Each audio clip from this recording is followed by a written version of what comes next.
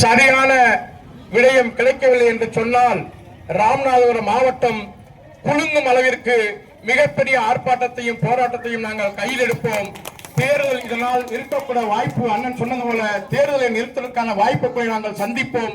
எந்த வழக்கையும் நாங்கள் சந்திப்பதற்கு தயாராக இருக்கிறோம். எங்கள் பின்னால் மக்கள் இருக்கிறார்கள், வாருங்கள் பார்த்துக் கொள்வோம். காவல்துறையை சந்திப்போம், நீங்களா நாங்களா களத்துக்கு வாருங்கள் என்று காவல்துறை இன்னும் ஓரிரு தினத்தில் அதற்கு தீர்வு தரவில்லை என்று சொன்னால் முதுகுளத்தூர் நகரத்திற்குள் மிகப்பெரிய கண்டன ஆர்ப்பாட்டம் நடைபெறுவதற்கான ஏற்பாடுகள் முதுகுளத்தூர் தேவேந்திரகுல வட்டார சங்கம் சார்பாக, கமுதி வட்டாரம் சங்கம் சார்பாக, கடலாடி வட்டார சங்கம் சார்பாக அனைத்து வட்டார சங்கங்களும் ஒன்றிணைந்து மிகப்பெரிய ஆர்ப்பாட்டத்தை நாங்கள் உருவாக்கி அதற்கு மிகப்பெரிய ஒரு தீர்வை எட்டி பிடிக்காமல் இவர்களை விட்டுவிடுவதில்லை என்ற நோக்கத்தோடு இங்கிருந்து எங்களால் விடைபெற்று செல்ல முடியாட்டாலும் உங்களோடு நாங்கள் இருந்து பயணிப்போம் என்று கூறி விடைபெறுகிறோம். நன்றி, வணக்கம்.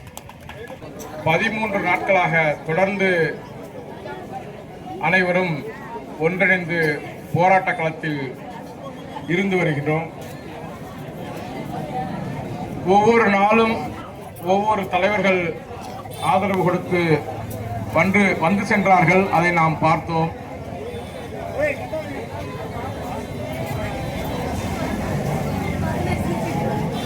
ஆரம்பத்தில் இருந்து இந்த நகர்வை எப்படி கொண்டு சென்றிருக்க வேண்டும் என்று இந்த போராட்ட குழு அனைவரும் கலந்து ஒரு முடிவெடுத்து பெருவாரியாக திரட்டி சென்றிருந்தால் இன்று நமக்கு விடிவு கிடைத்திருக்கும் என்று ஒரு வருத்தம் இருக்கிறது.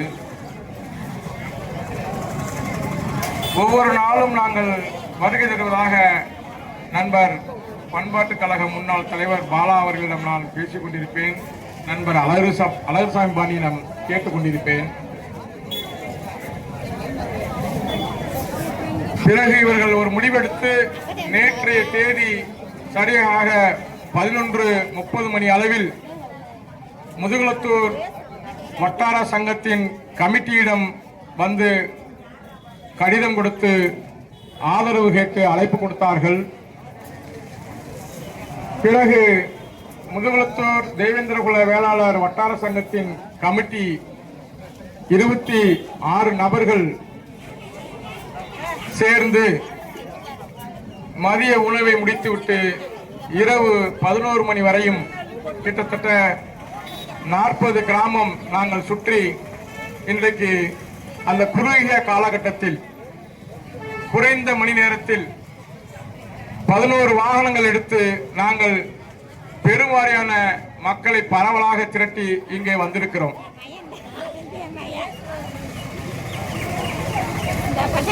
ஒரு சில நிகழ்வு மட்டும் நான் உங்களிடத்தில் பகிர்ந்து கொண்டு விடைபெறுகிறேன். நான் சிறு வயதிலிருந்து படிக்கும் காலத்தில் இருந்து அண்ணன் ஜான்பாண்டியன் வழியில் பயணம் சென்றவன். பிறகு அதை விட்டு சற்று விலகி அண்ணன் சீமான் கூட பயணம் செய்து கொண்டிருக்கிறேன். எங்கு பயணித்தாலும் எனது நோக்கமும் எனது எண்ணமும் எனது சிந்தனையும் எங்கு இருக்கும் என்று சொன்னால் என் சமூகம் சார்ந்துதான் இருக்கும். நீங்கள் இந்த திருமலையை பற்றி எங்கு வேண்டுமானாலும் விசாரித்து பாருங்கள். நான் யார் கூட இருந்தாலும் சமூகம் என்றுதான் சண்டை செய்து கொண்டிருப்பேன். நமக்கு முன்னோர்கள் சொல்வார்கள் சமரசமின்றி சண்டை செய்ய வேண்டும் என்று. அதுபோல ஏதோ ஒரு அமைப்பில் இருந்தாலும் கட்சியில் இருந்தாலும் சமூகத்தை பற்றி பேசக்கூடாது என்று சொல்வார்கள். அதற்கு நான் கட்டுப்பட்டவன் அல்ல.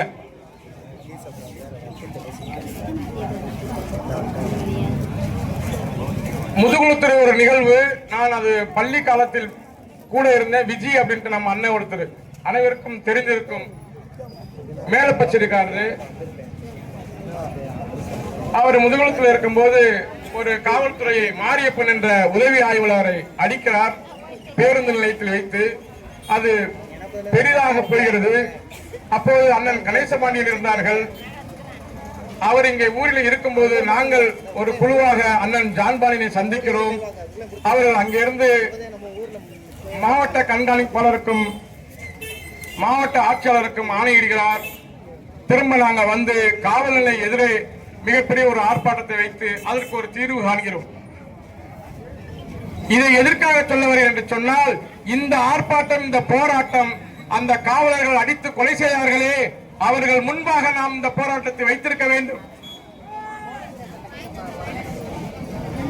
அவர்கள் அருகே நாம் இருந்து கொண்டு அவர்கள் காதுகளை கிழிக்கும் வரை நாம் முடிந்தவரை சட்டத்துக்கு உட்பட்டு நாம் இந்த போராட்டத்தை நடத்த இருக்க வேண்டும். அதுபோல ஒவ்வொரு நிகழ்வும் ஆப்பநாடு மறவர் சங்கம் டாக்டர் பாருங்க, ஒரு மருத்துவராக வேலை செய்யும் ராம்குமார் என்ற நபர், ஒரு வழக்கறிஞராக வேலை செய்யும் குணசேகரன் என்ன செய்கிறார்? நம் அண்ணன் செந்தில் மல்லருக்கு எதிர்ப்பாக செயல்பட்டு கடுமையான குற்றச்சாட்டுகளை வைக்கிறார். அவர்களுக்கு ஆதரவாக நாங்கள் 13 வட்டார சங்கம் இங்கே வந்திருக்கிறார்கள். நிறைய பேர் இங்கே வந்திருக்கிறார்கள், கலந்தவர்கள் நண்பர்கள் வந்திருக்கிறார்கள். எங்களுக்கு நாட்கள் குறைவாக இருந்தது, 5 நாட்கள் இருந்தது. நாங்கள் 13 வட்டார சங்கமும் இணைந்து பேசி முடிவெடுத்து 5 நாட்களில் 5000 நபர்களுக்கு மேலாக பரமக்குடியில் திரட்டினோம். அதற்கு முழு காரணமாக நான் அங்கே செயல்பட்டு நின்று இங்கே பெருமையாக நான் சொல்லிக்கொள்ள கடமைப்பட்டிருக்கிறேன். பிறகு அடுத்தடுத்து போராட்டங்கள் நடந்தது, அதற்கு ஒரு வெற்றி வந்தது. அதுபோலதான் தொடர் படுகொலை நடந்தது. திரும்ப நம்முடைய சகோதரர்கள் சிறு பிள்ளைகளா இருந்தாலும் அதற்கு ஒரு பழிதீர்க்கும் வகையில் ஒன்று நடந்தது. பிறகு அங்கே அமைதி நிலவியது.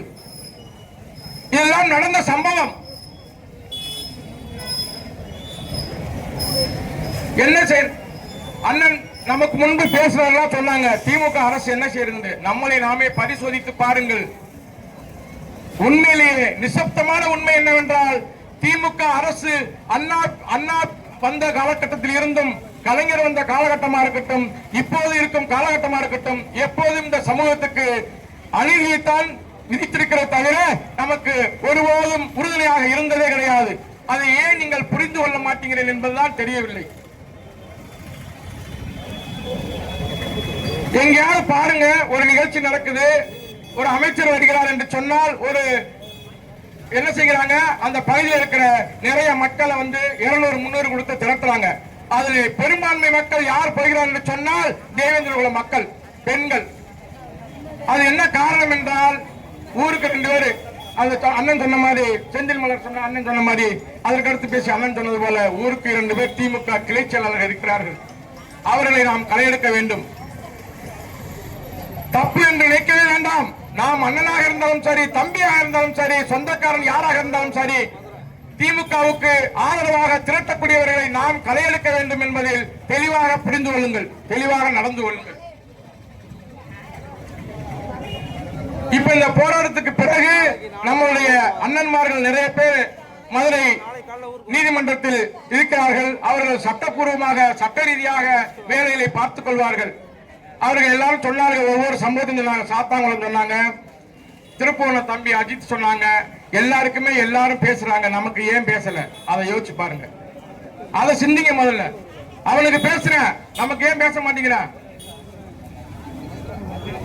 தேர்தல் வந்துருச்சு, தேர்தல் வந்தா கூட ஒரு பயம் இருக்கும்.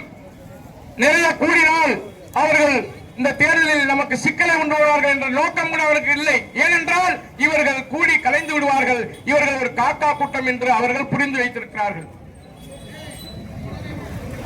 அதை மாற்றி காமிக்க வேண்டும் என்று சொன்னால் அனைவரும் ஒற்றுமையாக நின்று, சமூகமாக நின்று, யாரு எந்த கட்சியில வேணாலும் இரு, யாரு எந்த கட்சியில வேணாலும் இரு, தேர்தல் வரும் நேரத்தில் ஒற்றுமையாக சமூகமாக நின்று பாரு. ஒரே ஒரு முறை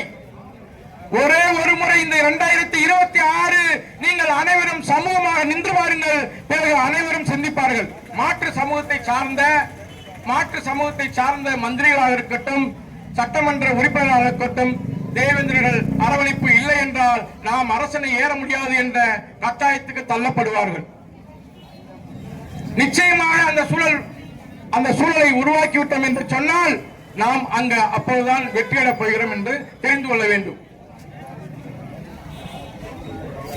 கடுமையான உழைப்பு இருக்கணுங்க, ஒரு நல்ல நோக்கம் இருக்க வேண்டும், நல்ல எண்ணம் இருக்க வேண்டும். அப்போதுதான் செயல்பாடு என்று சொல்கிறார்கள்.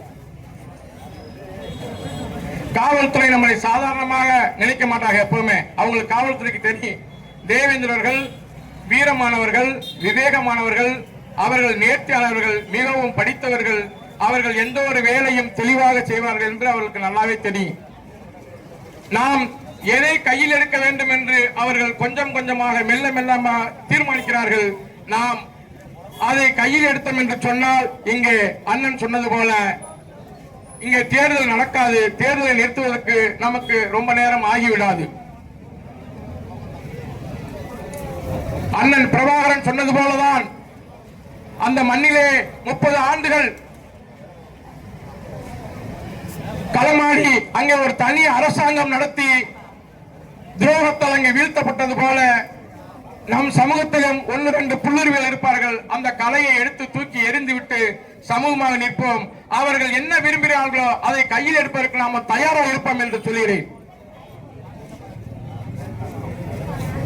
விவேகானந்தர் சொன்னார் என்று நாம் படித்திருப்போம். 100 பேர் தாருங்கள், 100 இளைஞர்களை தாருங்கள், இந்தியாவை மாற்றி அமைக்கிறோம் என்று சொன்னதாக நாம் படித்திருப்போம். படித்த இளைஞர்கள், சிந்தனை உள்ளவர்கள், தொழில்நுட்ப பார்வை உள்ளவர்கள் இளைஞர்களால் ஒட்டுமொத்தமாக களமிறங்கினால் நாம் எதை கையில் எடுப்போம் என்று இந்த காவல்துறைக்கு நன்றாகவே தெரியும். காவல்துறைக்கு கடுமையான ஒரு எச்சரிக்கையோடு இங்கே பதிவு செய்ய விரும்புகிறேன். எங்களை தவறு செய்வதற்கு மீண்டும் மீண்டும் தூண்டாதீர்கள். நாங்கள் ஒரு சில சமூகம் போல தவறு செய்ய ஆரம்பித்து விட்டால் இங்கே நீங்கள் நாடு நாடாக இருக்காது, நாடு சுடுநாடாக மாறிவிடும் என்பதை நீங்கள் புரிந்து கொள்ளுங்கள். நாங்கள் சட்டத்தை மதிப்பவர்கள், சட்டத்துக்கு உட்பட்டு வேலை செய்பவர்கள். நாங்கள் எல்லோரையும் அரவணைக்கக்கூடிய பக்குவம் கொண்டவர்கள், பண்பானவர்கள், பண்பட்டவர்கள். அதை புரிந்து கொள்ள வேண்டும். மாற்ற சமூகம் நம்மள்கிட்ட நல்லா பேசுறான், ஆனா தேர்தல் வரும்போது எப்படி இருப்பான்றதை பாத்துங்க. அதுக்கு உதாரணம் எங்க முதுகுளத்தூர் தொகுதி. கோனார் நிப்பாட்டினா கோனார் ஊரா ஒன்னா சேர்ந்து நின்றுறான். மாற்று யாருக்குமே ஓட்டு போட மாட்டான். மரவர் நிக்கிறாரா, மரவருக்கு மொத்தமா ஓட்டு போடுவான், வேற யாருக்கும் ஓட்டு போட மாட்டான். ஆனா நம்ம என்ன செய்வோம், 10 கட்சி நிற்பான், 10 கட்சிக்கு ஓட்டு போடுவோம். நம்மளோட நிலைப்பாடு அல்ல, இது உண்மை. நீங்கள் ஒவ்வொருவரும் வீட்டிற்கு சென்று சுய பரிசோதனை செய்து பார்த்தீர்கள் என்று சொன்னால் நாம் அனைவருமே 10 கட்சி 15 கட்சிக்கு ஓட்டு போட்டோம். இதனுடைய விளைவுதான் இன்றைக்கு இந்த சூழல். மீண்டும் ஒரு ஆகாசு இங்கே வீழ்த்தப்படக்கூடாது என்று அனைவரும் கங்கணம் கட்டிக் கொண்டு ஒரு உறுதிமொழி எடுத்துக்கொண்டு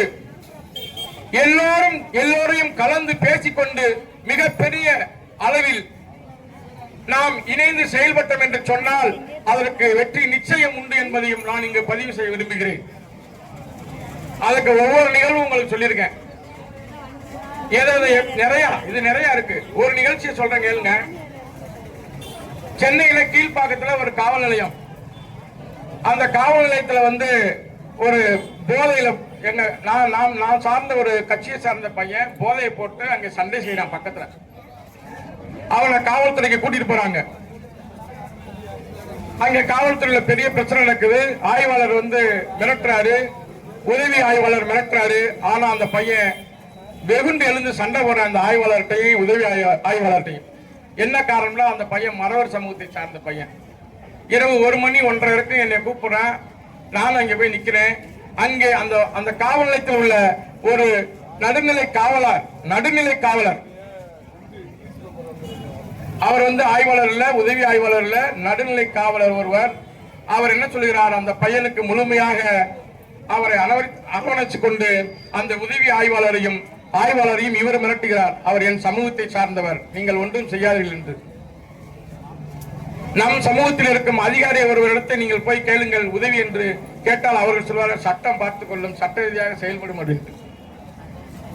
இதனாலே நமக்கு வர சட்ட சிக்கல், இதுவே நமக்கு வர சட்ட சிக்கல். அப்ப இந்த சட்ட சிக்கலை பூரா நீங்க களையணும் என்று சொன்னால் கடுமையாக உழைக்க வேண்டும். யாரும் நம்ம மக்கள் வரலாம் நினைக்காதீங்க. நம்ம மக்கள் அருமையான மக்கள், தன்மையான மக்கள். அவர்களை திரும்ப திரும்ப நம் விஷயம் என்ன என்பதை அவர்களுக்கு எடுத்து சொன்னால் புரிந்து கொள்வார்கள். அவர்கள் புரிதலை உருவாக்கிவிட்டு அவர்களை ஒன்றிணைத்து